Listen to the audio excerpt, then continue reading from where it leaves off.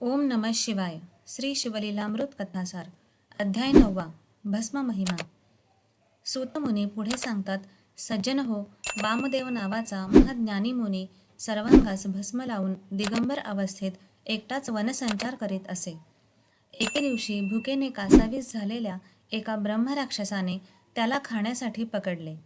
त्यावेळी वामदेव मुनींच्या अंगावरचे थोडेसे भस्म त्या ब्रह्मराक्षसाच्या अंगाला लागले. त्या पवित्र भस्माच्या प्रभावाने त्याची सर्व पातके नष्ट होऊन तो दिव्यदेही झाला. त्याला आपल्या पूर्वीच्या जन्मांचे ज्ञान झाले. मुनिचरणांना वंदन करून तो म्हणाला, गुरुदेव, तुमच्या दर्शनाने मी पावन झालो आहे. आता तुमच्यासमोर माझे मनोगत सांगितले तर मी शिवपदास प्राप्त होईल. मग त्या ब्रह्मराक्षसाने वामदेवाला त्याच्या स्वतःच्या दुष्कृत्यांबद्दल त्याला कोणत्या नरक यातना भोगाव्या लागल्या, तसेच कोणकोणत्या जीवकोटीत जन्म घ्यावा लागला ते सविस्तर सांगितले.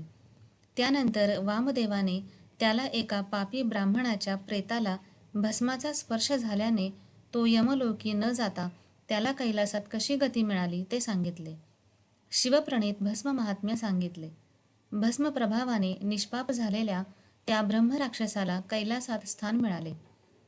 पुढील कथा सांगताना सूतमुनी म्हणाले, पांचाळ नरेश सिंहकेत एकदा शिकारीला गेला होता.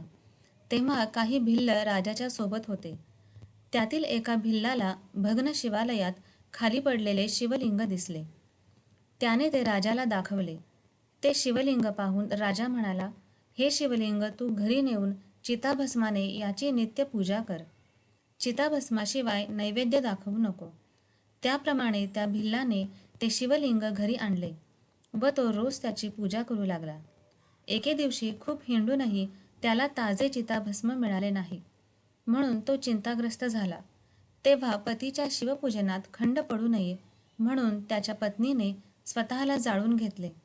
त्या भस्माने त्याने शिवपूजन केले व नेहमीच्या सवयीप्रमाणे नैवेद्य आणण्यासाठी पत्नीला हाक मारली. त्यावेळी दिव्यरूप झालेली त्याची पत्नी नैवेद्य घेऊन बाहेर आली.